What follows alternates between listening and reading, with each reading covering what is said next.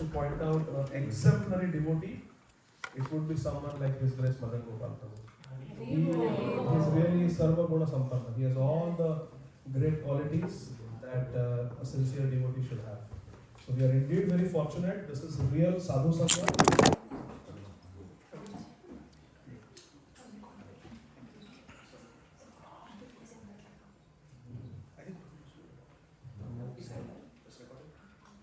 Yeah, we'll be live.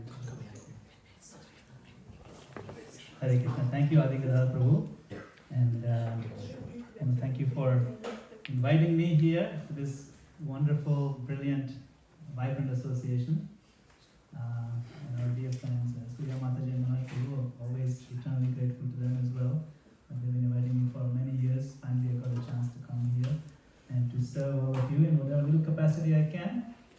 I am just thrilled and amazed and inspired to see the sheer joy in the faces of all these wonderful devotees. All of you are just shining forth with Krishna consciousness, and it just shows how wonderful your sincerity is, and how gracious your Prabhupada has been to us, and will continue to be for generations through this medium of sharing Krishna consciousness with each other. So I don't have any words to express in gratitude to all you. So my obeisances, let your own glories be your own reward. So today we will talk on this topic. I asked Adhikara Prabhu, which is a good topic, and he said, how about this topic of going deeper in Krishna consciousness? Deeper. Deeper than what? That we have to find out. Because that's a relative word, deeper than something. So I figured this is one topic that I think many of us can relate to. This idea of bhakti beyond ritualism. We have some notion of what is rituals. Most religious paths have some ritual associated. But subtitle is Avoiding Hollow Ritualism to Go Deeper. So we'll explore some stories from Srimad Bhagavatam and other sources, and perhaps we can also have some discussion afterward on this concept, which is a very interesting one.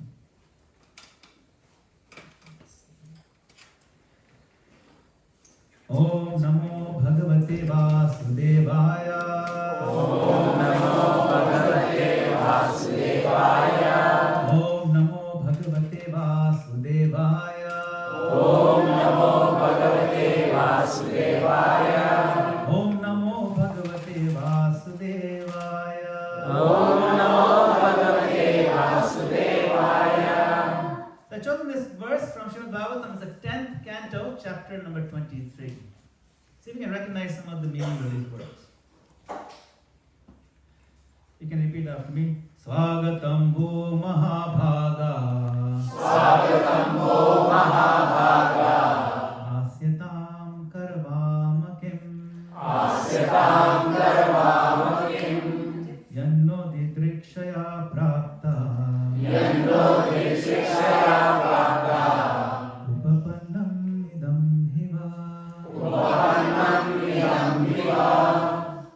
Any words you recognize? Welcome. So here somebody is saying welcome. Okay. The other words are not probably as okay. Maybe the other one, Mahabhaga. What does that mean? Greatly fortunate. Right. Oh, fortunate ones. It says welcome, oh fortunate ones. Right. The rest, okay, maybe hard to figure out. Who is speaking this? Yeah, Krishna is speaking this. And he's welcoming, oh fortunate ones. Who is he welcoming? Yeah, try. Who? Fortunate is very lucky. Yeah, who are those? Yes, the devotees, of course. The gopis. Okay, there's a guess. What's that? People who worship Krishna, that's true. Yes, the Brahmana's Patnis. That's right. The Brahmana's wife, that's chapter 23. So what Krishna is saying. So Krishna said, welcome, O most fortunate ladies. Please sit down and make yourselves comfortable. So please sit down.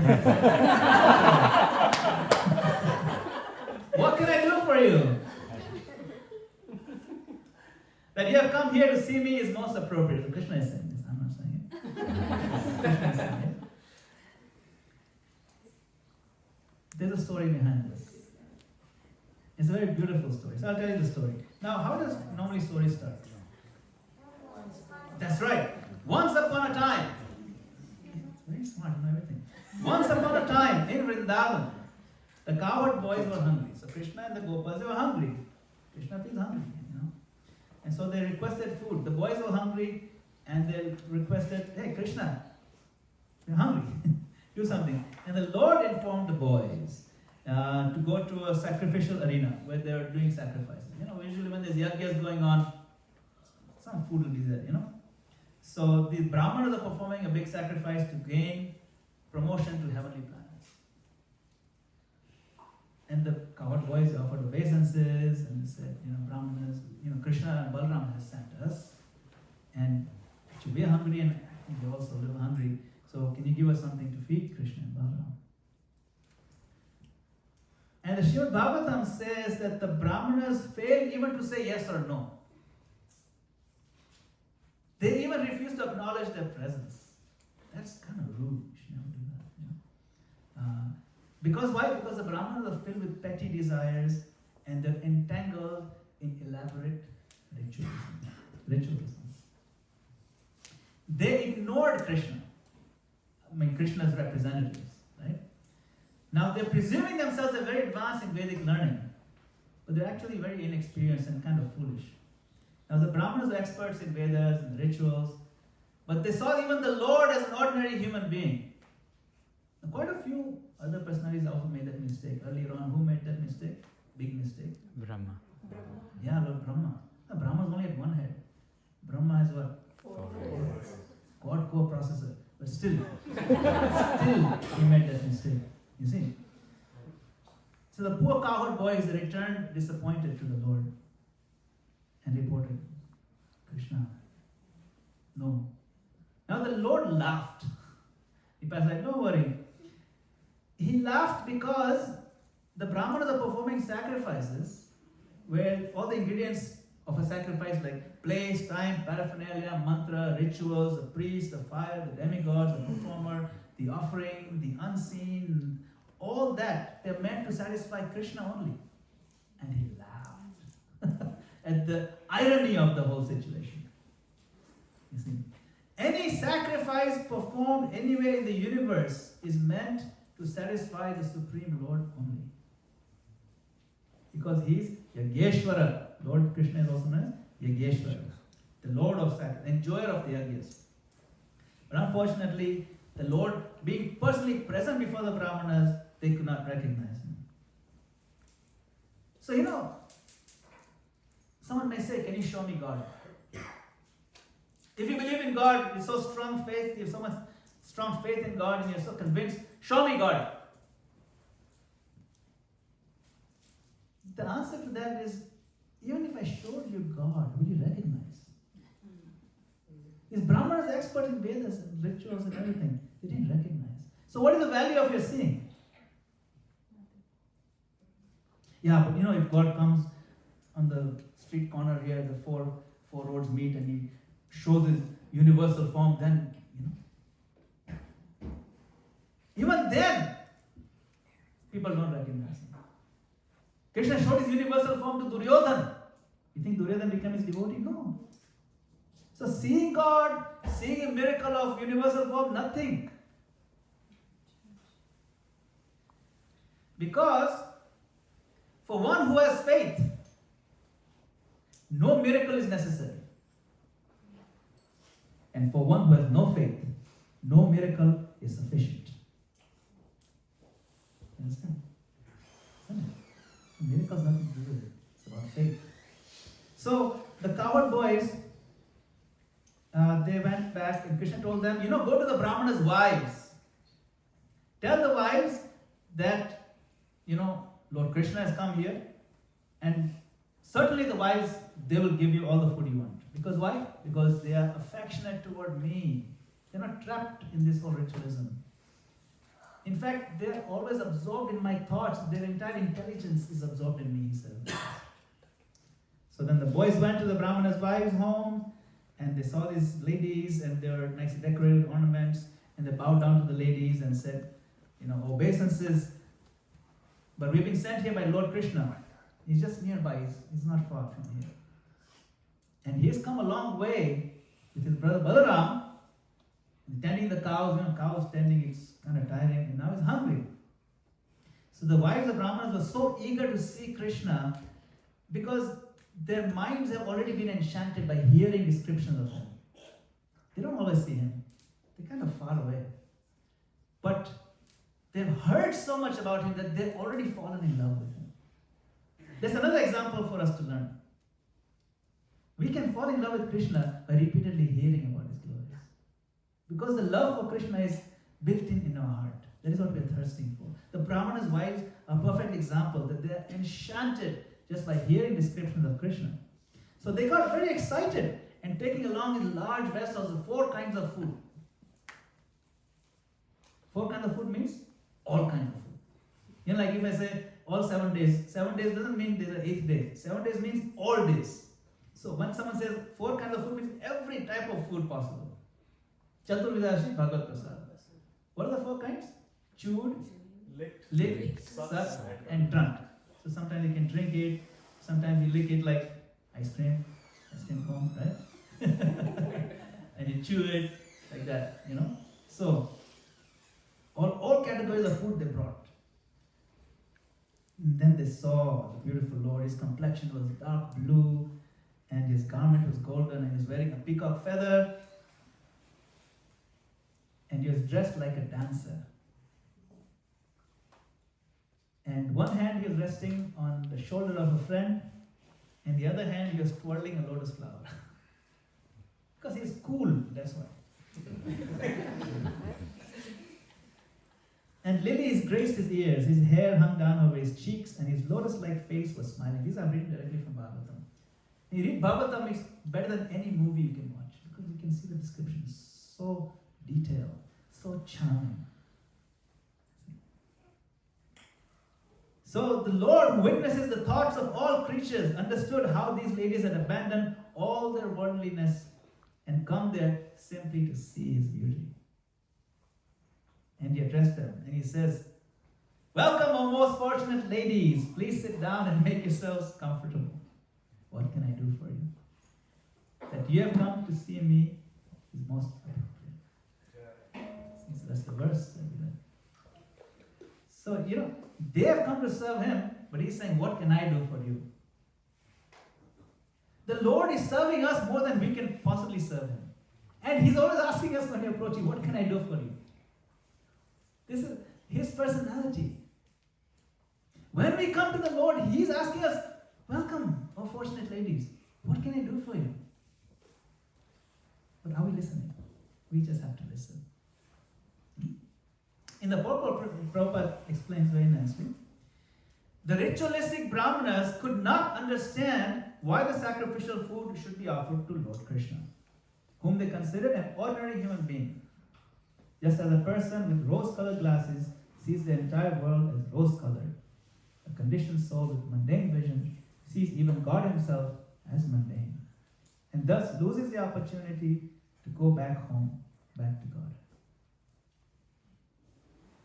The question is not, does God exist? That's not the question. The question is God available? Is he accessible? Is he reachable? Can we connect with him? Because if he's not available, he might as well not exist. That's the glory of Krishna. Not only is he available, he's eager to make himself available. But all we need to do is develop our love. Love. We all have love in the heart. We all love someone. Everyone's heart has love. And the root of that love is love for Krishna, the most attractive. But what is the opposite of love? Kids, what is the opposite of love? Okay. Right. So you'll be surprised to know. The opposite of love is not hate. The opposite of love is indifference.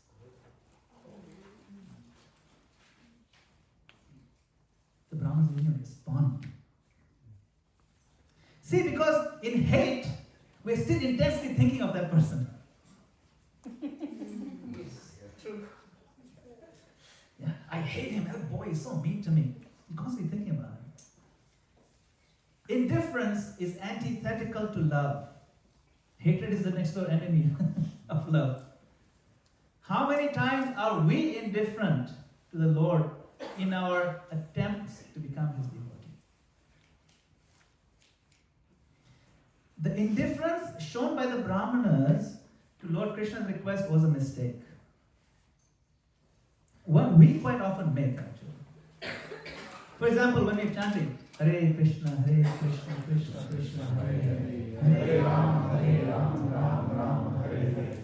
If we are not attentive, then we are actually neglecting, or we're being indifferent to the Lord. So when Krishna appears in front of us, every time in the form of His holy names, or in the form of Bhagavad Gita, or in the form of Srimad Bhagavatam, we should be very careful that we are not inattentive. As Srila Prabhupada says in the purport, the Lord does not want experts in Vedic learning, nor He cares for various elaborate rituals in devotional service. What He wants is unalloyed bhakti. Like patram pushpam alam. It's a very simple thing. Yo me bhaktya prayachat. Then tad aham bhakti uparitam asami prayachat. In that one short verse, Krishna uses the word bhakti 2 times. Loving. That's what He's seeking. What He wants is unalloyed bhakti. So, for us reading Bhagavatam, Bhagavad Gita, it's a process of purification with the intent and the aim to develop that unalloyed love. There's some stories. There's a story of this devotee called Karma Bai. You might have heard her name, and maybe not. Not that famous, but it's Karma Bai. She was told by her father, you must offer cooked food to Krishna first thing in the morning, early in the morning, every day, to the deity, because he was offering. And then he left for a few days, and she started doing it. So she would cook khichdi early in the morning without even bathing. She would not even take a bath. And sometimes she would stir the khichdi pot with the twig that she used to brush her teeth. The twig, right? That one thing. She's chewing it, and then, oh, where's the spoon? I forget the spoon. I guess use this. She'd cook and offer the khichdi to the deities. Like she would take the khichdi to the temple and offer. So once some brahmanas stopped and saw, hey, you're not following these standards properly. You're not even taking a bath. What is this? Putting a toothbrush in there is gross. And they told her, you need to upgrade your standards,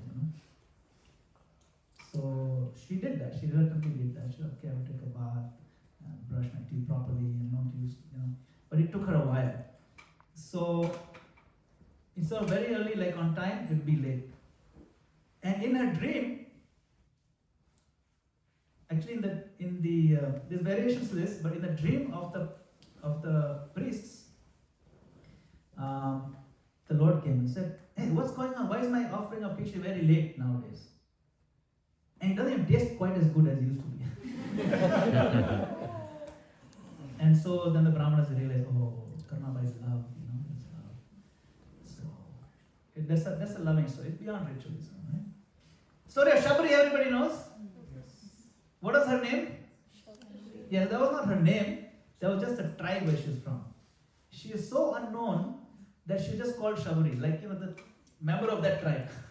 Shabara, you must have Shabaras, right? In the Jagannath Natakam, you hear Shabara king. So she's of that tribe of the tribal people. Tribal people are not known for their refinement in offering things like that. So everybody knows Lord Ram came, and she had been waiting for Lord Ram. She was a very little girl, cleaning the road and preparing. Every day she would prepare a basket of berries for him, hoping today he will come, because she was promised that the Lord will come. Every day she prepared, and she became an old lady, but she didn't give up hope.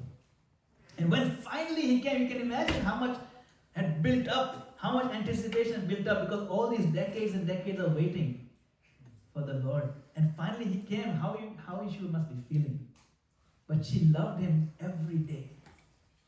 And when he came, you know the story. She would eat half the berry to make sure it's not the tart one, only the sweet ones. And if it's the tart one, she would throw it. And Lord Ram ate them with so much love. The real sweetness. And you know, Lakshmana was like, hey, that's kind of gross. But he didn't care because he went for the love. You see? So these are stories of going beyond ritualism. Now you may ask, okay, on one hand you say that devotion should be infused and saturated with love beyond rules and regulations. But in ISKCON, so many rules are enforced. Right? Don't point your feet to the deity, don't put a book on the floor, don't do this, don't do that. On the altar, only certain clothing is allowed. And then we hear stories like Karma Bai is stirring in Khichdi in this world. You tell us the story in ISKCON, what's going on. And we glorify that. Or story like Shabri, glorify that. So make up your mind, yeah? I mean, what is it? Rules or no rules? Spontaneity or rigidity? Which is it? Where do we draw the line in our own practice? How stressed out should I be about following these rules? Which rules are sort of okay, which are very important? So what's the point of rules, right? Why are rules needed? Anybody here play the piano or go for piano lessons? Anyone at all? Yeah, you do? How long have you been playing? When did you start lessons? When did you start? You know it. 2 years. Yeah, did the teacher tell you, okay, you got to make your finger like this, curl them, certain... You're a piano teacher, right? Yeah. And in your book, right? Yeah. So posture, sitting up straight, finger position, curvature, these are important when you're learning piano, for example, right? They even put a ruler, make sure it's like this. Look at this. So many rules are there. Now, these rules may seem stiff and rigid, but they're necessary. The experienced, seasoned performers don't think about them. But if you watch them, they maintain perfect posture, just naturally. Now sometimes they move side to side, sometimes they look up with the eyes closed and they're playing like this.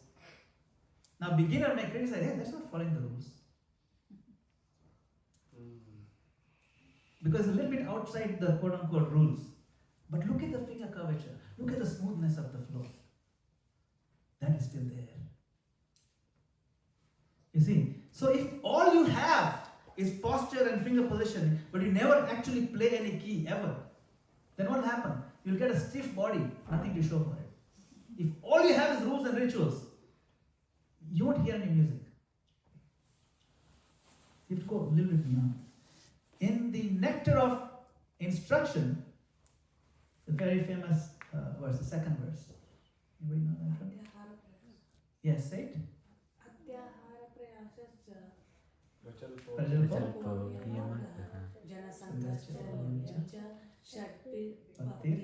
Vinashyati. These 6 things will do vinash to your bhakti. Atyahar, prayasascha, prajalpo, niyamagraha. We'll talk about niyamagraha. Niyamagraha means just following the rules for the sake of following.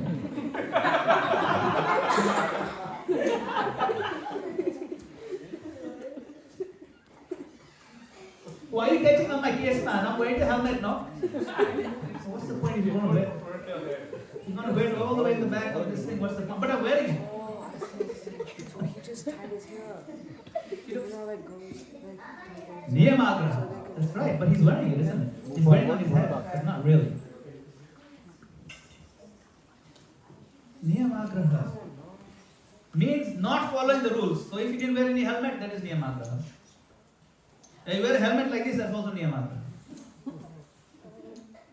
If you only do it for the sake of checking the box that I did it, but don't do it properly with the right mood, with the right understanding, with the right application, that is also going to destroy Shakir Bhakti Vinashyati. This will destroy his head. Something falls. Something falls, yeah. It won't protect. His hair will protect it. You know? So, but it doesn't do the justice to his head. This is why it is very important for us to be guided properly. Which rules are bendable, which rules. And that requires a little bit of experience, requires a little bit of intelligence. What is a principle and what is a detail?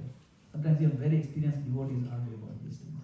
So So I'm not saying it's easy, but this point we should listen. Niyamagra.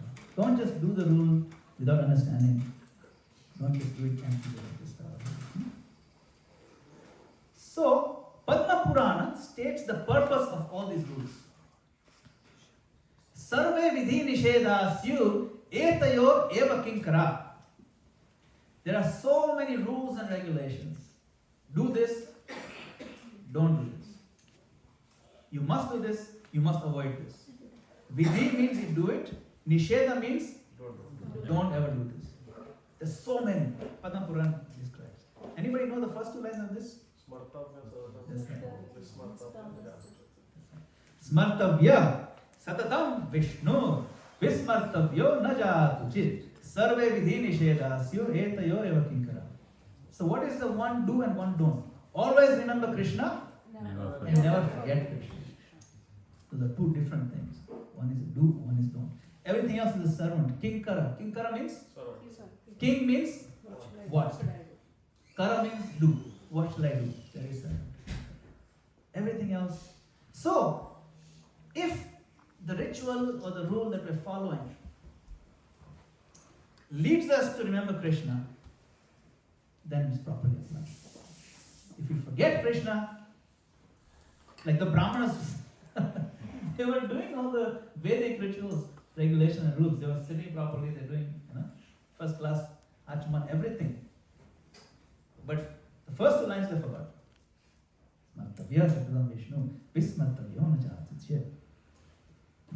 So Krishna is the origin of Lord Vishnu. He should always be remembered and never forgotten any time. All the rules and prohibitions mentioned in the Shastras should be servants of these two principles. So we should focus on the Supreme Personality and His interest. He is interested in our bhakti. We are interested in Supreme Personality. These are very important. These are the most important things. Supreme Personality and His interest. Remember that. What is He looking for from us? Just love and affection. That is His interest. Is He looking for expertise in ritual? No. But we do rituals in ISKCON, we do rituals in all cultures, the religious. But if we add the Supreme Personality and His interest, then it changes from ritual to spiritual. Supreme Personality and His interest. If we get stuck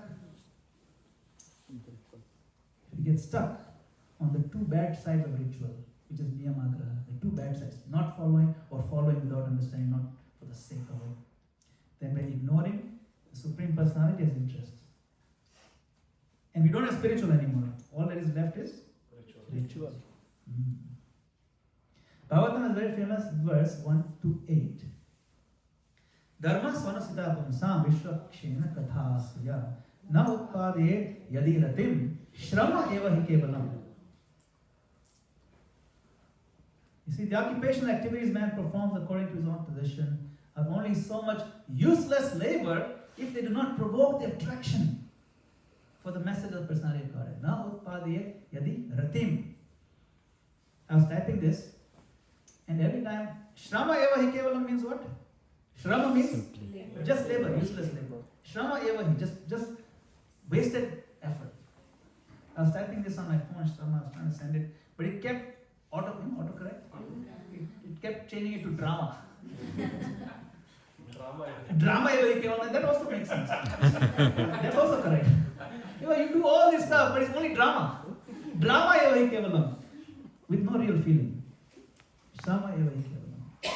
Because it does not produce rati, affection for the Lord, which is the whole point of it, isn't it? Love is above hollow ritualism. When we bow down in front of the deity, we are trained to recite audibly. What? Yeah, that. So before that, Namo Vishnu Padaya. We are trained to recite audibly a prayer acknowledging and respecting our spiritual master. Nama Vishnu Padaya Krishna Prasad Bhuta, like that, right? Why not the name of the deity? You know why? You know why this is? We are telling the deity, my Lord, I am not worthy of being your servant. I am not even worthy of bowing down before you. I don't deserve the honor of bowing down before you. But please know that I am with him, my spiritual master. My Guru, who is very dear to me. Krishna Prasthaya Bhutale, in this planet, on this plane of Bhumandala. He is the one dear to you. It is for this reason and this reason only that I humbly ask you to accept my obeisances. It is for this reason only that I have the audacity to present myself before you. That is the humility that comes with that mantra. Do we think like that? But now we will. Because now we're moving beyond the ritual. Now we want to enter into the humility behind recognizing our spiritual master. The mercy spiritual master has given us that qualifies us, even though we are thoroughly unqualified, to present ourselves before the deity and even to bow down. We don't deserve the dust in front of the deity. The only reason we have this audacity is because somehow my spiritual master has accepted me. That is the mood and feeling that we want to imbibe when we bow down. It's no longer ritual now, it is spiritual practice. It's an act of love. It is an act of, like for example, today we'll do another beautiful act of love. Offering the circles, the lamp to Lord Damodar. It is not a ritual, it's an act of love. But what is the feeling behind that? There's several angles to this. You know, after Krishna was tied up and then after he was freed, that whole trees fell apart and there's a loud noise, and then Nand Maharaj came and freed him. And then the devotees, they took these ghee lamps. Because they heard a loud noise, maybe Krishna got injured and they're examining, like we examine the flashlight, they didn't flashlight, they're ghee lamps. Examine every part of his body to make sure Krishna didn't get any scratches. Love. Are we going to do that tonight? Haribol! Now we do that with love. My dear Lord, we heard that this Koer Atmajao, you give them liberation. You are bound up in your robes and you unbound them. There is a paradox of your sweetness. The big noise. Just want to check if you didn't get any scratches. Another sentiment can be, in Hindi we say, "Tumhari nazar mujhe bachana hai." Means any evil that is supposed to happen to you, may that happen to me instead. So that is the meaning behind Aarti. So when you offer Aarti, that is the mood, the sentiment. My Lord, nothing should happen bad to you. All the evil eye that everybody has towards you, let it come to me. Let me suffer. That is a sweet gesture, isn't it? That is the love Krishna is looking for. We're not just counting circles. This is called moving beyond the ritual, moving to the spiritual. It's an act of love. The act of chanting Hare Krishna in japa is not a ritual act. It is an act of love. We're going to spend all day tomorrow exploring that. This act of reading and hearing scriptures is not a ritual. It's an act of love meant to deepen our addiction to thinking of Krishna with affection, with loving feelings. And giving up on many other addictions we try to enjoy selfishly, in this world. Our bhakti process, bhakti steps that we do, it's one of developing a personal and loving relationship with Krishna.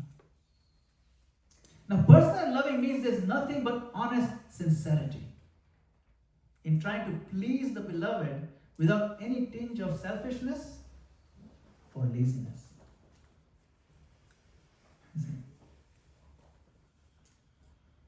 Selfishness is embodied in the mode of passion.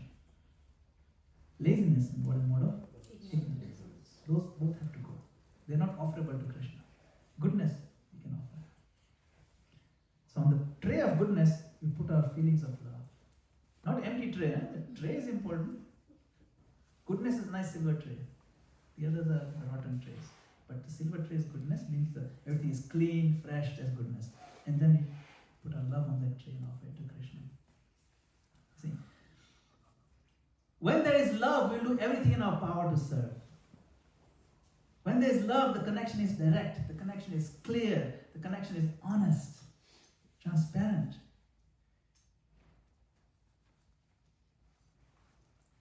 Bhishma was calling Krishna. Now when Bhishma addressed Krishna, he addresses him through his relationship with other devotees like Nanda Nandana, Yashoda Nandana. That is the standard to follow. Because Krishna loves his devotees. So when we connect Krishna with his devotees and we call him like that, he loves it so much. So hollow ritualism is not just an aspect of the bhakti process. It is the enemy of the bhakti process. It is the enemy of love. Just like indifference is the opposite of love, hate is not the opposite. Ritualism represents indifference. Ritualism represents what the Brahmanas did. And spiritualism represents what their wives did. Generally, wives are smarter anyway. Everybody knows. Because the heart is there. See? So, now sometimes we may, I'm going to say some controversial things now, okay? So, sometimes we may emphasize doing something spiritual. Like, for example, we say, okay, doing something spiritual in Kartik gives many times benefit. It's very good. It's true. I'm not saying it's not true. But even that can be a trap. If we research Srila Prabhupada's view on this, and he wrote a letter about it, he downplayed the importance of Kartik. Do you know that? Why would he do that? It's not that he said this is true. There's no exaggeration that you get many times the benefit. But that particular thing is meant to just induce people who are not at all familiar with Krishna, who don't know anything about Krishna, to kind of let them into the store. You know, like you get a discount. You get 50% off in the month of Kartik. But if an employee, you get 90% off. Throughout the year, 12 months. So use the employee card, become employee. Don't be a customer. Then the Kartik month is not, that discount comes, we just put the posters up. We don't particularly get too excited about it. We already have 90% off. That's the point. Because that's moving beyond that. Now it's an inducement. Because what happens after Kartik month is over? Oh, I've chanted my 16 rounds, I chanted my round, I did some bhakti. Kartik month is over, okay, finish. Now we don't get discount, so who cares? We don't go to the shop only. And that happens. That is because we approached it with a hollow ritualism mindset. You see.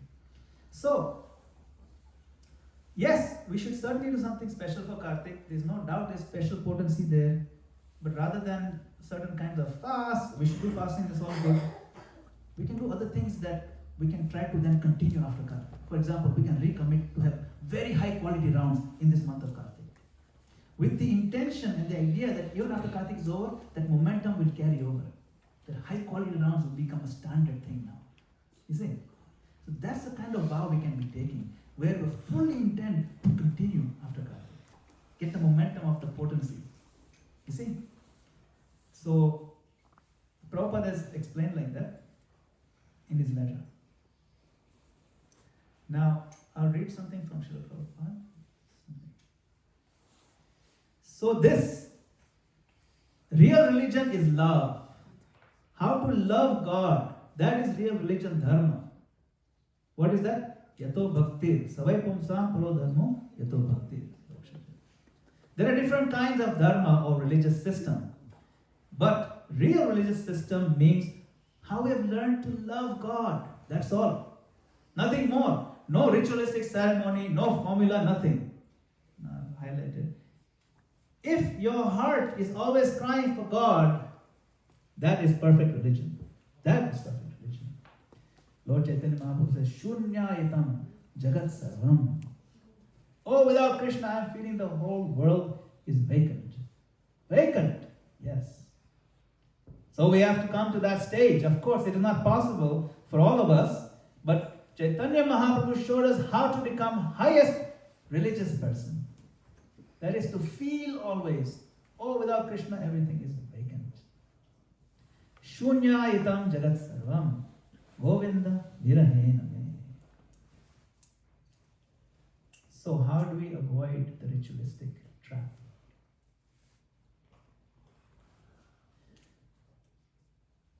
Make it a practice to remember Krishna in every spiritual act, including bowing down. When you offer obeisances, slow down. Reflect on this posture of humility, posture of supplication. We express our heart to the Lord and beg Him to accept us, not on our own merit, but by the dint of us being connected to our Guru.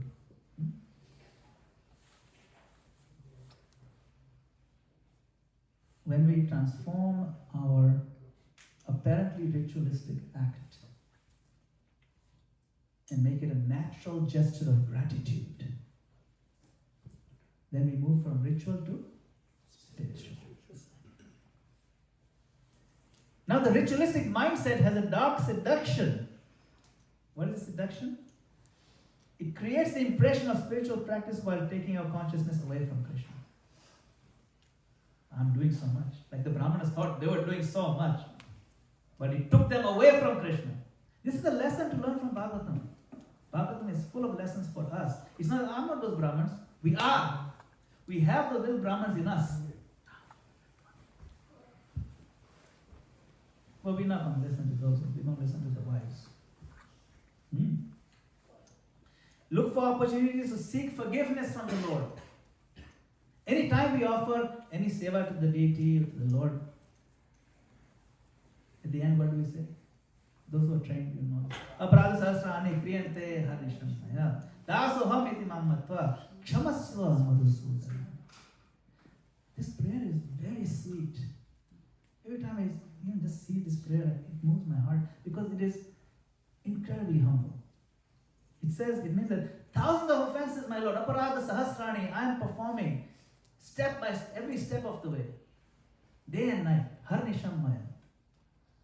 But please, think of me as your servant. Dasoham iti mammatva kshamasva. I'm your servant, please forgive me. Knowing me to be your servant. Oh Madhusudana. Sweet. So this mood of seeking always forgiveness because our default setting is offense. Our default setting is basically offense. We are just conditioned to make offenses. We are in this world primarily because of offense of false ego. Right? So this prayer we can recite. This prayer you can recite ritualistic, or you can recite with tears in your eyes. That's your choice. One day Srila Prabhupada was going for a walk in the winter, and whenever you see a frozen puddle, you break it with a cane. You know, some Prabhupada likes to break the ice. Just like to play, like little kids. And then one devotee asked him, Prabhupada, how is it that every time you see a puddle, you're breaking it with a cane? He said, this is not the natural state of water. My job is to break the ice. So the heart's natural state is not to be so steel-like. My job is to soften your heart. Our natural state is actually soft. We're very comfortable when we have liquidity in the heart, but right now it's all frozen, becomes steel frame. Because we are convinced that we'll be happy by exploiting matter. That's what we are convinced for a long time. And that conviction is holding us back from really breathing properly. It's holding us back from being natural, holding us back from being healthy, holding us back from being happy and sharing happiness with others. So if we can move beyond, go a little deeper, beyond the ritualism, look for opportunities, you'll find them. So, Hare Krishna. Thank you very much. Srila Prabhupada ki jai. His Grace Madana-gopāla Prabhu ki Jai. Does anyone have any comments or questions, reflections, or objections? You can share them.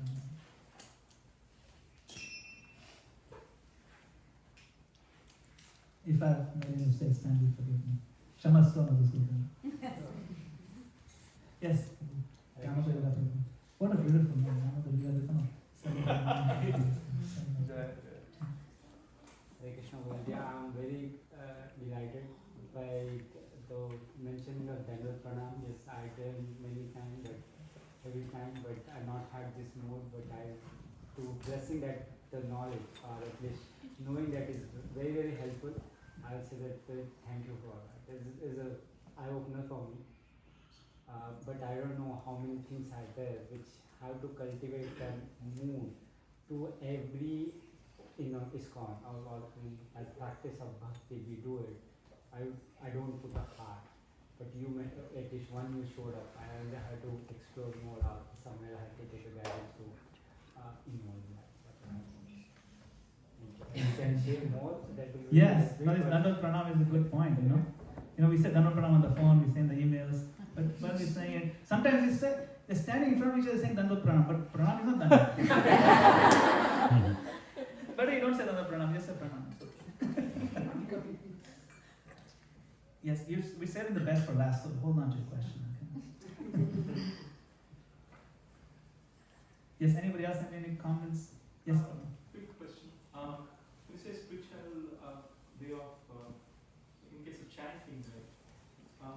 You open your eyes, you have deity and you have reference, and your mind doesn't divert anywhere. But when you close your eyes and go a little deeper, mind started to kind of, there's no control over it. When you say spirituality, it's a little bit of difficulty unless you kind of have a reference against which you can lean on. How can I make sure that my spiritual practice when I close my eyes is not deviating or mind is not playing games, trying to tell 10 different things happening in this? Yeah, that's a great question. About when you close your eyes, the mind goes all over the place, isn't it? And how do we know, how can we make sure that we can be a little more steady? We're going to spend about 1.5 hours on that question tomorrow. But I'm just giving you a little synopsis. That's the hardest thing. Arjuna says, what does Arjuna say? Chanchalahi mana Krishna pramati balvatridam tasyaham nigraham vayureva sudhram. Arjuna is telling Krishna, mind is very chanchal, it's very hard to control. It's easier, I think, to control the raging wind than the mind. Imagine standing outside and controlling the wind like this, blocking it. What does Krishna say? Krishna says, yeah, you're right, it's impossible. Does he say that? No, he doesn't say that. He said it is very difficult, yes. Asamsham Mahabaho, mighty armed Arjuna, certainly, without a doubt, it is difficult. So I'm not disagreeing with you, he's saying. I'm not disagreeing with you, Prabhu. It's not that you're the only one, everybody else is controlled. No, all of us. Asamsham Mahabaho. Certainly it is impossible. Not impossible, certainly it's difficult, but not impossible. He said it is possible by doing two things. Abhyasa and Vairagya. Abhyasa means practice, and Vairagya means detachment. So both Abhyasa and Vairagya require a couple of things. Abhyasa means practice. Practice what? Practice focus. Practice steadiness. Practice means we're chanting Hare Krishna, and then you see your mind going, practice bring it back. If you don't practice even, then that won't happen. So practice. And Vairagya means you get detached from things that are distracting us. You learn to detach them. Even temporarily, but you detach them. At least for the duration of this, you remain detached. Then after you put down your beads, then you can get attached again, because it's natural.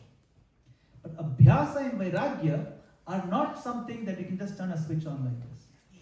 It happens gradually. Means it requires consistent and sustained effort. It is called a cultivation. Cultivation means what? Means planting. It's like farming, cultivation. You're cultivating potatoes or tomatoes. Cultivation means preparation required, constant vigilance, and you put the seeds and you water, then you wait. And in 2 hours, no tomatoes have come out. 2 hours? So it takes time, right? You put the water, and then you make sure that when the plant comes up, then make sure the disease is not there, you spray them with neem oil, whatever it is, different things you can spray. make sure the bugs or the deer don't come and eat the things. So much effort is required and focus and attention. So to maintain, to succeed in the cultivation effort, you require utsaha, nishchaya, dhairya. You require enthusiasm. And to maintain enthusiasm requires some energy. To maintain enthusiasm requires what? Determination. Determination, which is nishchaya. And to maintain nishchaya requires dhairya. Dhairya means give it time. 2 hours you're not going to get tomatoes. It takes time. You know, almond trees take so long before you get the first almond. Mango trees. We had mango trees in my backyard where I grew up. 2 mango trees. We put rows between them and we had a swing. When mango season would come, we'd throw stones and bring down the mangoes. But those mango trees took like 15 years before they produced the first mango. So that is dhairya. So the clarity of our chanting, the steadiness of our mind will require the cleansing of the mirror of the mind, right? Cheto darpana majana. That's the opening words of Shikshashtakam. It's all about chanting. Shikshashtakam is all about chanting. Paramijayate Shri Krishna Sankirtan. So if you're cleaning the mirror of the mind, right? 2 factors will determine your success. How dirty is the mirror to begin with? And how intensely am I cleaning? Isn't it? So if the mirror is not very dirty, but I'm just doing a pastel kind of job like that, then it'll still remain dirty. But if it's very dirty, but I'm really putting my energy into scrubbing, then you will see some clarity, you will see Krishna, you will see presence, you will feel the presence of Krishna. And the moment you taste and feel the presence of Krishna in your chanting, then your mind will not go here and there. Now, I'll give you a key point, which is probably, in my opinion, the most important point for this chanting process. To succeed in chanting, we have to do one thing. We have to prove to Krishna that we are interested in him. If someone comes in the door and I'm not even looking at him, I'm playing on my phone, yes, it's okay. And then he wants to talk to you, you haven't seen him in 3 years, and he wants to, catch up, and you're like busy looking somewhere else. I say it's okay. You're not paying attention. Obviously, you're not interested. So we have to prove to Krishna, I'm interested. So many ways we can prove to Krishna we're interested. Have you heard Prabhupada's japa tape? Hare Krishna, Hare Krishna. Have you heard the whole tape? He interrupts his japa to give an instruction. What is that? Say properly. Hare Krishna. Say properly. Twice. Why? That means it must be important.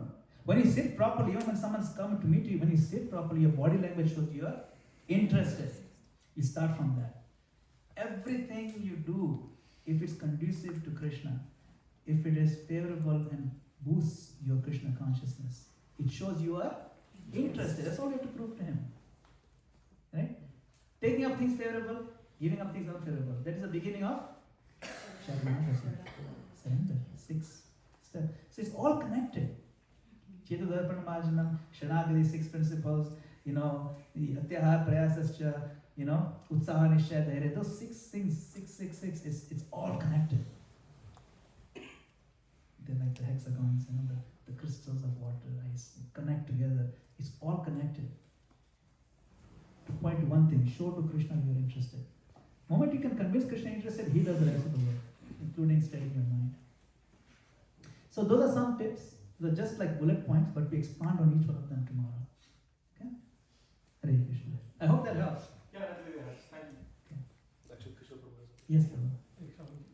Thank you for the wonderful class. So, my question is how much effort do we really need to put into this lifetime to probably go back to God? Because, as an instance, I like to share one example. I know one brahmachari, he dedicated his entire life for about maybe 20-25 years to the process of ISKCON, and then unfortunately a couple of years back he left his body, and I asked this question to one of my Shiksha Guru back in Mumbai that like maybe that Brahmachari might have for sure he might have gone to back to India. So and his reply was kind of if it's just going to take one lifetime to probably go to Godhead, then everybody will do it. And obviously, maybe he might have taken a good birth in the next life or something, but for sure, he might not have gone back to God. So, how much effort or how many lifetimes do we need to really get to that point of going back to God? Yeah, it's a good question. It's pretty much exact same question was asked to Srila Prabhupada in a very famous video. Yes. Everybody knows this one. Yes. You know this video. So you should watch that video. That's my answer. No, it's very interesting. You should, and the reason why you should watch that video, don't take my word for it, because you can see the intensity in Prabhupada's response. Very intense. I've never seen him so opens his eyes. Amazing. It'll like if you're not sitting properly, you'll get blown over. That's how intense that video is. You know? You should watch it on this big screen like this. Don't watch on your phone.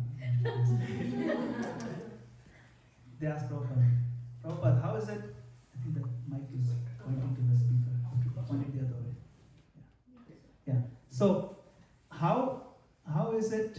Oh, how long does it take? How many lifetimes or how many years does it take to get perfection? 1 minute. Yes. 1 minute. He does 2 times. Open his eyes. With the intensity. That's all it takes. Because you just have to decide, this is it. I've decided. I'm interested, Krishna. That's it. Now, how much intensity is required for that investment in that 1 minute? That depends on you. It's possible and it's available. It can start with a simple thing, saying that, my Lord, I'm yours from this point onwards. From that point, if you say it sincerely, even if it's non-committal, even if it's momentary, from that point, the Lord takes charge of your life. You know who promised that? You know. Yes, that's right. Lord Ram promised to Vibhishan. That's right. That's the famous verse that Chaitanya Mahaprabhu quoted. Sakri Deva Prapannate. That even just non-committally, you tell, my Lord, I'm yours, you're mine. From that point onwards, I will award him abhayam. I will award him fearlessness. So then from that fearlessness, you will have enough energy and enough momentum to invest in the intensity of your practice. So you carry the momentum forward, and from that point on, everything you do is only for Krishna. So it only takes a minute. I mean, you know, Janma Karma Chudina, very famous verse. Janma Karma Chme Divyam, Evam Yogi Tattata, Chetta Deva Punajanma, Naiti Nami Visvarjana. You know that verse. What does that mean? It means if you know the transcendental nature of my appearance and activities, then next life you will not come back. You will be freed from your silly appearance and activities. Naiti Mam, Punajanma Naiti, Mam is.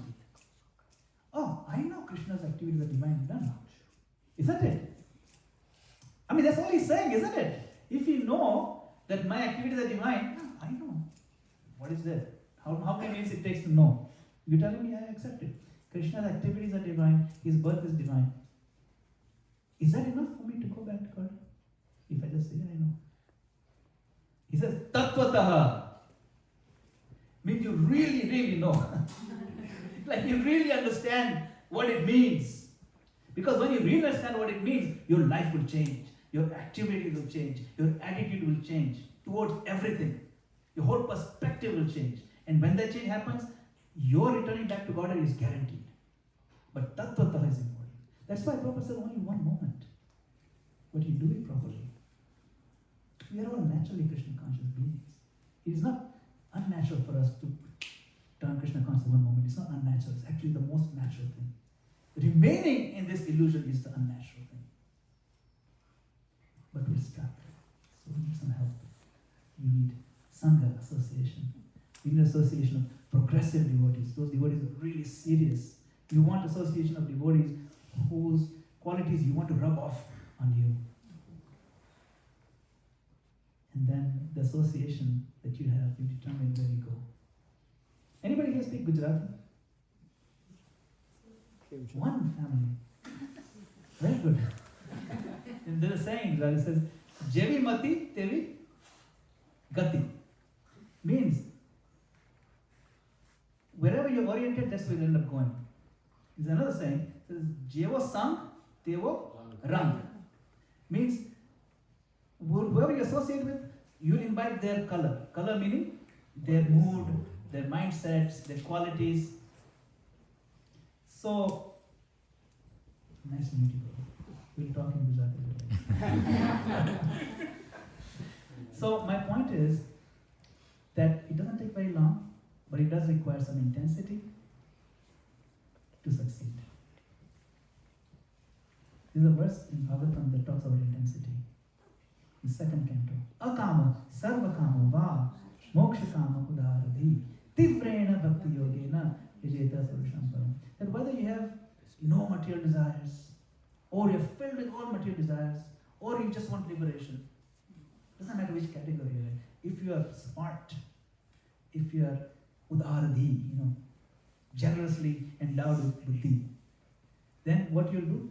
Tivrena bhakti yogena. You'll practice bhakti with intensity. Intensity means single-minded focus and full energy.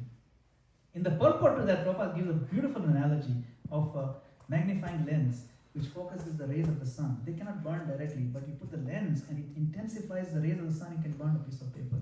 You can get flames. So we can intensify all the energies and intelligence we have, focus only on one point of Krishna, and there will be a burst of flames in our heart, and our heart will be ablaze with love. But without that, what is called critical mass, it will not happen. Tiprena bhakti yogena. You need real flames, real fire, not a YouTube video fire. Anyway.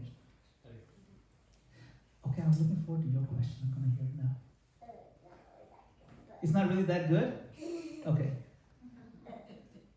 Yeah, go ahead. Use the microphone. What's your name again? Huh? Ambika.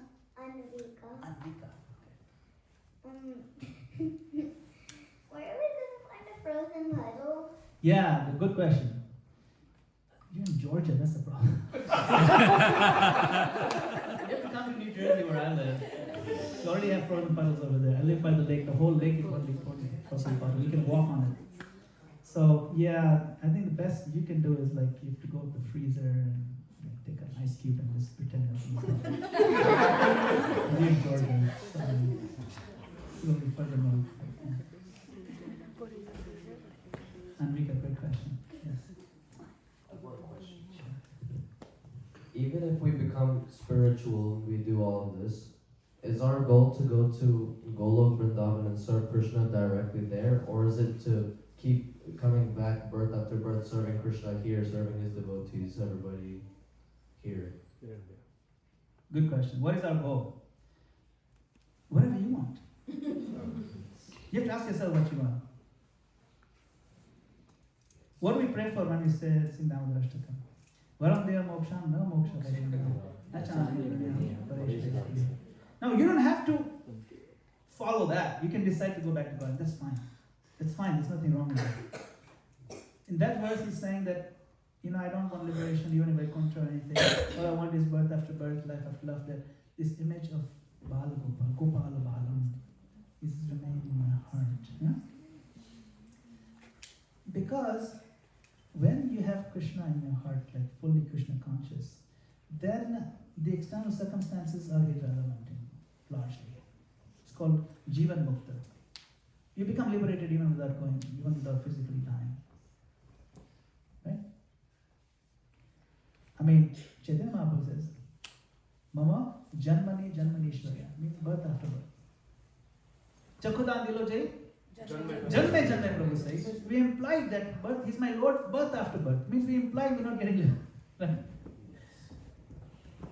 But Prabhupada encouraged us to aim to go back to God. encourage us to make the presumption that we'll be okay, kind of risking coming back here. So when a devotee asked him this, the same question, Prabhupada said, aim for going back to Godhead. These other things are all beautiful, they're very nice. But by default we're stuck anyway, janme. But you aim to go back to Godhead, so make that your aim. That's what Prabhupada said. There's a nice conversation about it. So if you want that answer. But ultimately, you have to ask what you want. You know? Are you really at that level which is so high, it's poetic almost? Or can we work strategically toward making our consciousness so pure that it substantially increases our chance of going back to God? Or you should aim for Jivan Mukta. Iha isya hare dasye karmana manasa gira nikhila satyavastha su Jivan Mukta savuchyate. This is the definition of Jivan Mukti in natural devotion.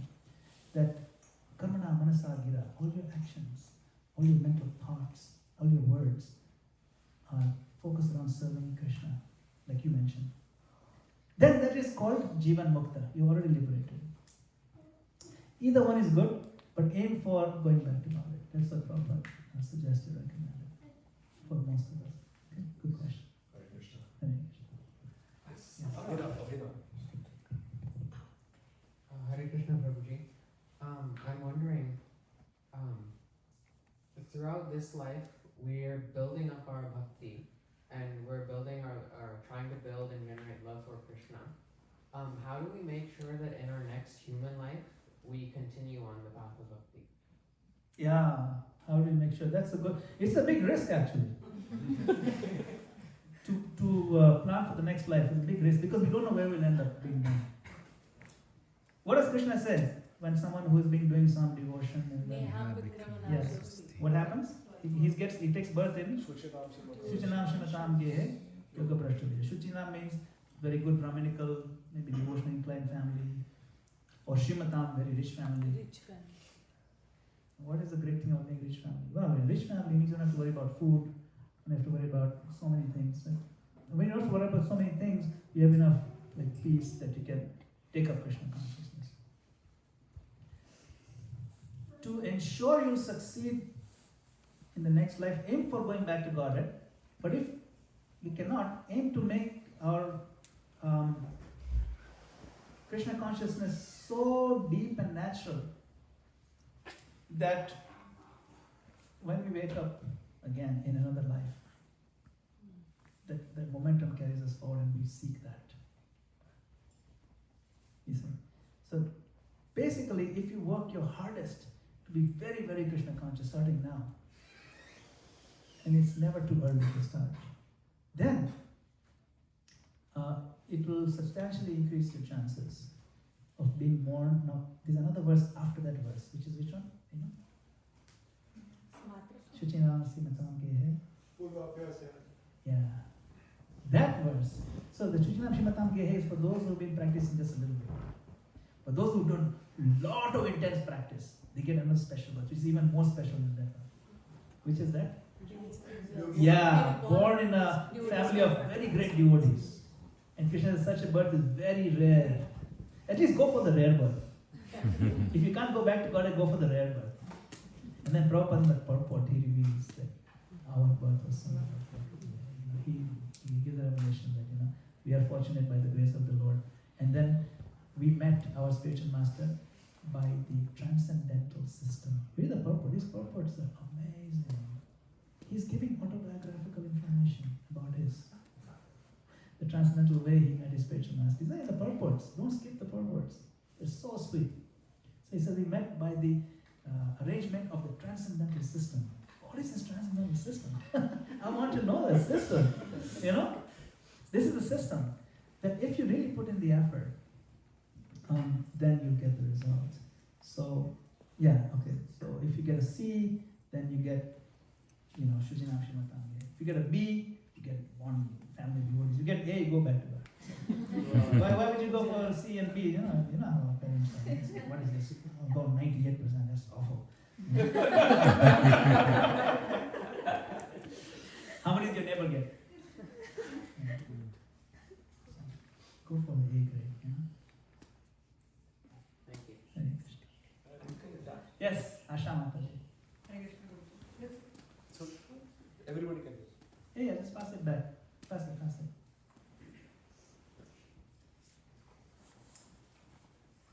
If trying on the, yeah.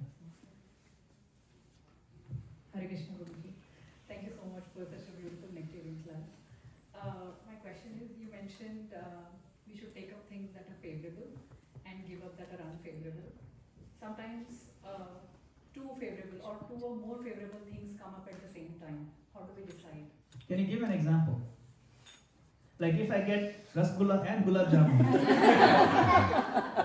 I'll accept both of them. Give some example.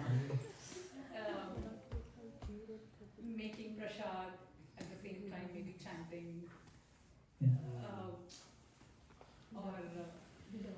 Yeah, there are so many things we are bound to do, which also lead to, which are favorable, which are not like, I'm getting the kids ready in the morning, and I can't skip that. But at the same time, might have some chanting rounds left. Yeah, it's a good question. You know, when you have multiple favorable things, then you have to take it a step further. You know the definition of utsaha that Prabhupada gives in Nectar of Instruction? He expands on the word utsaha. Did you know that?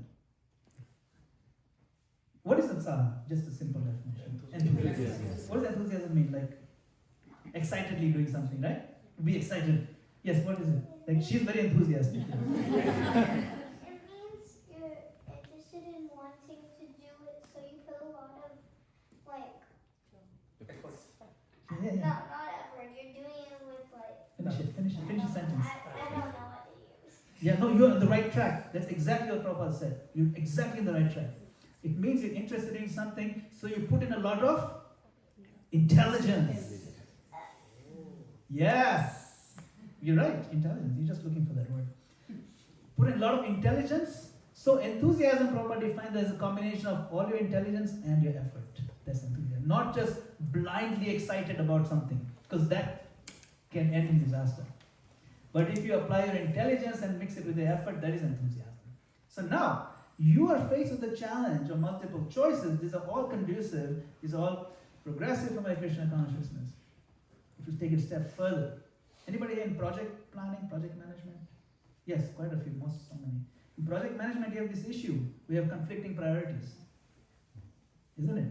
Then you have to reevaluate which one is more business critical, which one is easier to do. You have to put a matrix, that okay, this one is a quick win and it'll add business value. This one is low business value, but it's also a quick win, we'll just do it. Like that. So, that is applying intelligence. That is actual utsaha. So now you have to make the matrix in your mind. Which ones are quick wins? So you have to apply, and approaching it with the intelligence is itself something that is conducive to Krishna consciousness. That is the maha-conducive thing, where you're now applying intelligence to determine which will bring you the best bang for the buck for your efforts. Now, and that will vary from person to person. Because some people are able to do something, and some people can do something else. Like I know my ability, I can only lift 20 pounds. But this other devotee can lift 120 pounds very easily. If I tried 40 pounds, I'll break my muscle. But they can lift very easily. So they can do something more, but I can do something different, like I can stitch clothes better than them or something. Right? So we have to evaluate the capabilities, capacities, what will enthuse you, what will get things done better, and ultimately also what is important. I mean, if you don't feed your kids, that won't be good. I have to chant my rounds, just you don't feed your kid for 7 days, that's not good. Right? So that you have to do. So you have to prioritize accordingly. So if you apply intelligence, then that is genuine utsaha. Then that is also again conducive to your Krishna conscious growth. So a lot of the times, when we put so much theory around this, we tend to forget that there's something known as common sense we put aside. That it makes more sense to prioritize accordingly. As I brought up the right letters, like for you, child worship is more important than deity worship. Or child worship is your deity worship. Take care of children first. Don't write letters that I have to offer this to the deities. No, first offer it to your main deity, the child. So those kind of clues he gave. And so we can the more we learn about what Prabhupada did in certain scenarios, the more we realize how much common sense is infused in the Krishna conscious characters. Hare Krishna. Actually, Yes, I'm reminded of the story that Adigata Prabhuji mentioned last week. It was about Mataji feeding Krishna, and she sees that there's a milk that she has kept on the stove and that is boiling off. So she's in a dilemma. Like, what should she do? She should, because both are for Krishna. That's right. But Vishwanath Chakravarti Thakur explains in that particular scenario what Prabhupada must have explained, that he writes a whole verse on this. That sometimes in protecting the objects of Krishna, sometimes when Krishna is neglected, and that's fine. Because that object is Krishna's. It's for Krishna's interest. It's Krishna's interest, that's right. And Krishna can wait 2 minutes, okay. But it's important. But the milk should not be wasted. Prabhupada said, don't waste anything. So, yeah. Yes, Mata. Yeah, it's on. You can see it. Oh, now it's off. I had a similar question to what Mataji had asked. I'll give a similar answer. So I always face this dilemma that what should I listen to, because at the same time there are like lectures and I get messages, oh, this Prabhuji giving this lecture, or it's my charging time, and and there's another very good lecture that I want to listen to. I'm like, okay, what should I pick? Should I charge or should I listen? And there are times when I allot like maybe 1 or 2 hours in a day to listen. So I'm just wondering, whom should I listen to? There are so many options. Oh, that's an easy one. You can listen to yourself chanting.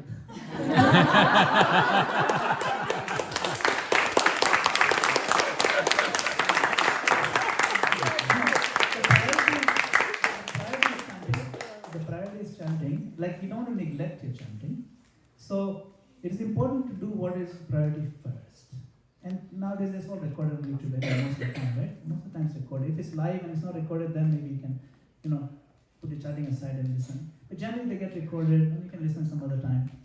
But Prabhupada did give priorities. He gave a list: first health, then chanting, then seva. Like he's given a list like that in some cases.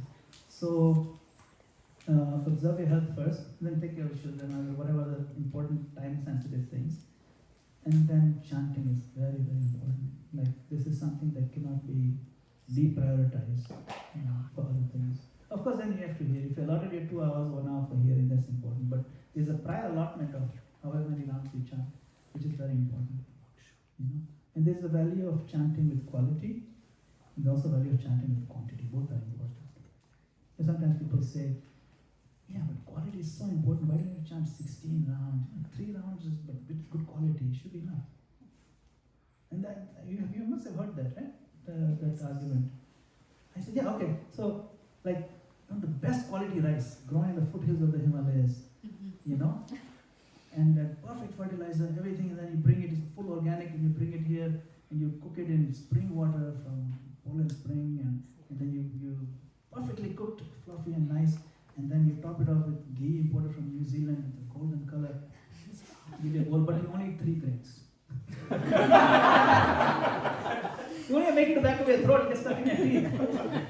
So there's something to be said for quantity. Quality is, you can argue, quality is there, no? Some quantity is also required. So similarly, you have to make sure your priorities are nourishing your spiritual life in the right order. That we have to be clear on. And when we're clear on it, then we'll do it with confidence. And when we do it with confidence, then the responsiveness will be better. Yeah. So that's why it's good to ask these questions, so you get some confidence behind your decision. Yes. So, is it always necessary to chant with beats, or say if you have completed 14 rounds and 2 rounds are remaining, you can chant with Prabhupada? Prabhupada, if you put the thing on YouTube and listen and you chant along with Prabhupada. You have to count. Somehow you have to count. So Chaitanya Mahaprabhu counted on his fingers, and then he counted with his left hand. He used both hands counting, and he had a rope fixed number of knots. So he would count on his fingers, and when he would finish, I don't know how many, 10, and then he would move the knot. So there's something to be said for using some kind of counting mechanism. Somebody would use clicker. I know when my wife was having difficulty in the few beginning years, finish like her allotted quota, because she's very busy with the little baby and everything. Then His Holiness Jayapataka Maharaj, he came to our house and he gave her a clicker. So that is okay. Yeah, so but that's a counting mechanism. He said, use this. Then since then she never messed around. So plus she got a blessing of great devotee, right? So, but the counting is important. It's so important. It's constant. In this bhajan Prasik Goswami, Sankhya Purvakanam Gana, the number, they fix the number. So number is important. So you have to finish your rounds, the number, but to convince you to really be sure, use some kind of counter. Yes. So Hare Krishna Prabhuji, my question is how to measure that Jivan Mukta is actually going back to Godhead. Like what is how to affirm that Jivan Mukta has It's kicked in. Yeah, means Jivan Mukta means liberated soul, right? Like. So you want to evaluate yourself, you measure somebody else. But because some devotees are like all the time Krishna conscious, and they are like Jivan Mukta. Yes. Many devotees are like Jivan Mukta. But you are just now you said that they have a choice to stay here next life, or they can go back. So who will decide that? Like you said, you have to decide, but how to affirm or how to measure? If you are Jivan Mukta, you will have decision. You have the power to decide where you will go. That is in your hands. Because, see, when a devotee becomes fully purified, then all these great personalities and deities come to serve them. The purity is very rare. So two personalities that serve these devotees are Bhakti and Mukti. Bhakti means access to enjoy anything in the world. And Mukti also, both are ready to serve. So Mukti is ready to serve means she's now serving you, she's running after you, not you running after Mukti. Thank you, So that's not an issue. Yes, so the question is on logic of 108 times and we have 16 times. So why do you have to do like 108 counts and then 16? Good question. So let's start with 108. So 108 has a great deal of significance in Vedic paradigm. It's considered an auspicious number. Numerologically, it's considered like the perfect number. Not really sure exactly, but something like that. But the main reason is that there are 108 principal gopis of Krishna. So the greatest devotees of Krishna are those 108 gopis. So in honor of them, and he does the rasa dance. And of course, there are many 108,000, 108 million, whatever. But the primary was 108 gopis. So in honor of those, that's auspicious number. Another cool thing which we can do when we approach our beats as a 108 is we can approach them as if we're approaching the rasa dance. And we can approach them with that much level of respect. Can you imagine if Krishna gives us access to view the rasa dance? The beads give us access to view the rasa dance. So we approach the beads with that level of respect. It's a circle. And then we pray to each of the beads. And when we're moving the beads, then we really absorb. Because we are chanting Hare Krishna, Hare Krishna, Krishna Krishna, Hare Hare, Hare Ram, Ram Ram, Hare Hare. Hare refers to Radharani. She's our main boss, she's Her Royal Majesty, Srimati Radharani. She's the one who gives us access from Krishna. So by the way, do you know what mantra Radharani chants in the spiritual world? Because Hare refers to Radharani, right? But she also chants a mantra. That mantra has 32 syllables. Yeah, Hare Krishna, Hare Krishna, Krishna Krishna, Hare Ram, Hare Ram, Ram Ram. She also chants the same. Now, what is this Hare she's calling to? Yeah. Because see, when you're calling Hara, when you're calling someone who's named Hara, then you say Hare. When you're calling Sita, you say Sita. When you're calling Radha, you say Radha. So when you call Hara, you say Hare. But Sanskrit is so cool that when you're calling Hari, you also say Hare. So she's calling Hari. She sings the same mantra. It's a very special mantra, a magical mantra. This mantra is not invented here. It is the wealth of the love of Goloka. You know that? Golokera prema dhana harinama sankirtan. It is the wealth of the love of Goloka. So we are very fortunate that we are even able to chant this mantra, or to speak of chanting with love, with intentionality. So if you can even get a glimpse of gratitude, a little bit of gratitude for this opportunity, how many stars have to line up to come to this point where you have a human body and you have association devotees and you have a mouth and you have ears, they are functioning and you're chanting. Wow. It's like winning 10 lotteries in a row. That rare. Yes, ma'am. Hopefully I'm loud enough. Oh, you mentioned project management, so I have to ask this question. How do you balance bhakti, Godheadness? How do you balance that with the work world? And the reason I give you one example. For me, having empathy, having collaboration is much more important at work than some of the other values, like being aggressive, being showing people out, calling out. But then it's also a struggle, right? You see that some of those qualities, you see people quote unquote quote getting ahead, but it's hard to reconcile when you watch that happen and they don't follow your values. But then you think, gosh, I'm getting behind because I'm not getting aggressive. How do you reconcile with that? Good question. Because say now, say for example, I have become very successful in the corporate world.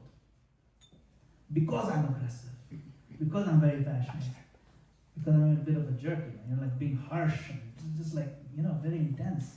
And those values don't line up now, discarded Krishna consciousness. Hey, this is not what we are. But now I've gained so much because I had all those qualities. So now I feel like maybe I should change. Isn't it? You might feel like, okay, I don't really, before I used to shout at people, I don't think that's my value anymore. So when we come to Krishna consciousness, we do change. We do start changing and we do develop qualities of empathy. We do develop qualities of understanding people's pain, where they're coming from. We understand the value of hearing really what their pain points are. The value of collaboration. The value of making sure you know the people, what their backgrounds are. Things have changed now. Before you're impersonal, you're more personal. But then the thing is, now I might get concerned that my momentum of moving upwards in the corporate ladder might be stopped or slowed down because I've changed so much. See? That's the real thing. I also work in the corporate world. I work in Citibank. I'm the director of business intelligence in Citigroup. This is just something I do. And I've noticed that people who are aggressive, they do very well. Because they are seen as being, really passionate or mean business for the business. Like they really, it means a lot to them that they're willing to shout at people. It's fine. If that's the way you've been working, and you can shout a little bit less, but if necessary, you can shout because people are used to your shouting anyway. So that's okay. Nothing wrong with that. Except now people will feel that you don't really mean to hurt me. They'll sense that. They'll take it the right way. You'll actually do better even when you're shouting. Because you have a sense of empathy. You have a sense of emotional intelligence that is developed because you're being sensitized to people's feelings. You'll be more honest because that's your new value. Maybe in the past you're cutting corners in the honesty department, maybe. But when people see you're an honest worker, that is also a value. Your sense of urgency doesn't necessarily have to be laced with profanity. And people will sense that. So if you can incorporate your improved values in a positive way, while gradually removing things that are unnecessarily harsh, but you still maintain appropriate level of firmness and assertion where needed, you'll do even better than before. But that's where, they're just buzzwords I'm throwing at you. But you just have to align them with the modes. Mode of goodness, mode of passion, mode of ignorance. And if you read the Bhagavad Gita and try to frame the Bhagavad Gita in the corporate lingo, a lot of answers become more clear. And your choices and how you deal with people will be more aligned with mode of goodness. Because goodness doesn't mean that you're a doormat or a pushover. Yeah. It just means you're applying the kindness in the right place. Isn't it? I mean, Arjuna didn't use flower arrows after he had actual arrows, and he killed people. I mean, he brought down the great Bhishma Pitama after he became devotee. Properly clear. That's his job. So if you have to shoot the arrows to correct people, that's fine, that's your job. Arjuna was hesitating, and Krishna said, no, shoot. But you just have to know, is it really beneficial to the company? Is it beneficial to me? Am I able to articulate why I did certain things? Am I able to defend it from the point of view of honesty, the point of view of integrity? These are my new values. It's not that I didn't have the values, but now they're connected to my spiritual goals. And the main thing is to connect your work to your bhakti aspect. My Lord, I'm doing this for you. Please guide me. The Lord will guide you. You will feel His guidance in your life. Because He's in your heart. So the more you practice Krishna consciousness, the more you feel His guidance. The more you read the Bhagavad Gita, the more you'll be able to frame and articulate your decisions. And people will sense something special about you.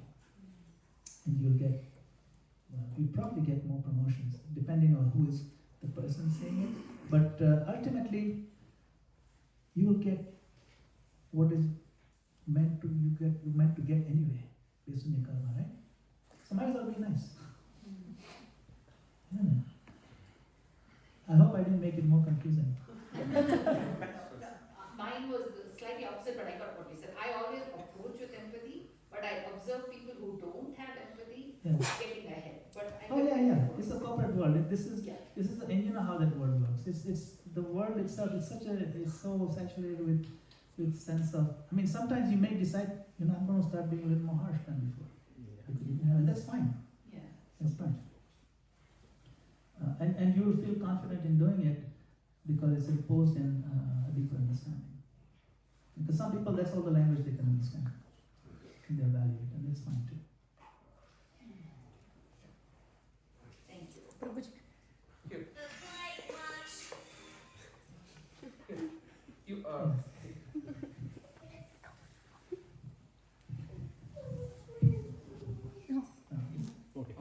Go ahead. Hare Krishna Prabhuji, I really like your lecture today. Like during the week, like a normal week, like as a high school student, how can we make time to chant if we're filled with like the whole day school and schoolwork and it becomes late time by the time we sleep? Yeah, it's very difficult. How old are you? How old are you? 15. 15, yeah. Yeah, high school is difficult. I went to high school.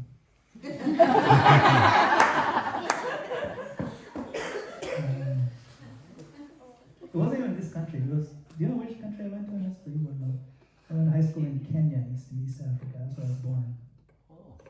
Yeah, I was born and raised in Kenya.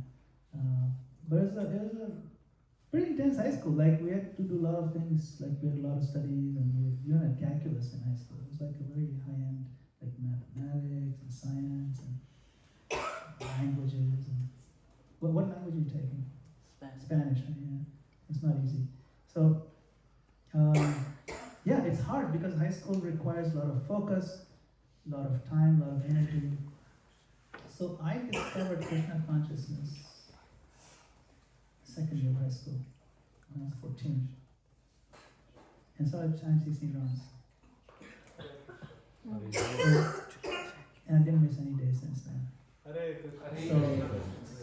So you know, there's a saying in Hindi. You speak Hindi? Do you understand Hindi? Okay. And everything in Hindi I know it came from Bollywood movies. Time hota nahi, nikalna padta hai. You have to figure out which movie that was from. But that movie is from 1989. So it means that there's never time. No matter what stage in life you are, there's never time. High school is finished. Oh, high school is finished. Now I have so much time. College is even worse. I will come to this country for college. Everything was so disorienting because I didn't know. You know, when I crossed the road, I almost got hit by a car because I was looking this way first. You know? I mean, so many things to deal with because you know people drive on the right over here. In Canada, they drive like India on the left. So yeah, you contend with things, and you don't have time in college also. My commute to college is 1.5 hours going and coming. You can imagine how hard college must have been. So my point is, in no stage in your life will you have time. You'll never have time. It's true. You will have to make time for what's important to you. You know, you might have seen this analogy. There's a professor, he comes with an empty jar, and then he puts in these big rocks in there. Yes. Right? Have you seen that? Yes. Have you familiar with that? Okay, let me tell you the story real quick. So he puts in big pebbles in the big rocks, and he fills it up to the top. He can't put any more big rocks. Then he asks the class, is it full? The class says, yeah, it's full. No more big rocks can go. Then he takes another bag, puts the small pebbles. See? He filled it up. Now is it full? No, some of the students, half the students said yes. And then the other half said, no, I think there's another one question. He took out a bag of sand. And he filled all the gaps with sand. Now is it full? Yeah, it's full. And then took out a glass of water. Poured the water. What is the moral of this story?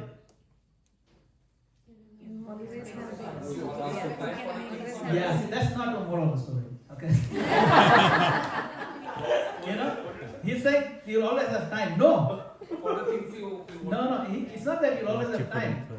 It's like saying, you know, you'll always have space. No. Like there's always space for ice cream. No, it's not like that. It's that you need to put the big rocks first, otherwise you'll have no space for the sand and the water. Prioritization is the message. That first, that's why Mataji was asking, should I chant first or should I listen? But first chant. That's the reason why, you know, like if you're going to the airport and you have to pack the trunk with the bags, you put the big bags first, then you put the small ones. Yeah. You put the small ones first, the big bags you put on your head. And walk to the airport. So, if you don't prioritize, that's what happens. You see? So, even in high school, you can find time. Whatever number of rounds you decide to chant. If you pray to Krishna, my Lord, you know, I have limited time, limited energy, limited focus, kid at school, etc., whatever, but I want to chant. You will find the time. You will make time. You know, if you want to get something done, for example, you don't ask a person who has time. You ask a busy person, because the person who has time is not doing anything anyway. Find a busy person, ask him or her to do, you'll get done. Why? Because somehow they know how to make time. So Krishna will give you time. Krishna will arrange. But you have to show that you are interested. That's it. If you can prove to Krishna interested, everything else happens. Krishna will teach you how to make time, how to prioritize. He'll make time for you. He'll rearrange things for you. For sure. It's a good question. It's a very deep question. It's not an insignificant question. And the fact that you're asking, you're concerned about it, means you have love for Krishna and you're interested.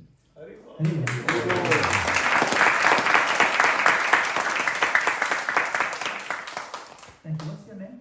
Shritan. That's a nice name. I never heard that. It sounds like my favorite name. It sounds like my favorite sweet. Very nice. Thank you. Good question. Okay. Thank you, Prabhuji. Hare Krishna.